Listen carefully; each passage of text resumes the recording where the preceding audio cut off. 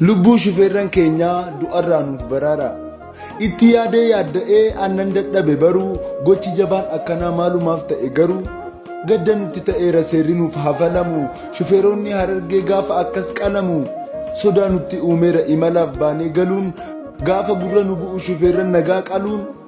Shufeerran hojii malee quban qabne waan biraa dhiigni isaanii lola'uun ittuma fufee jira. Kabajaarraan kan hafe namattiin haaran dhagaa maaliif akkas miidhamu maaliif dhorkamu nagaa. Ummata tajaajiluuf nagaan manaa ba'anii waraabessan beekamneen akkan taane ta'anii. Ana garuu yaaddessee wanti na nyaatu garaa maaliif saree hanqate lubbuun isaanii hadaraa. Maaloo dhiphannee jirra du'aaf rakkoon nu ga'a qaamni dhimmi laallatu kottaa sagalee ta'a.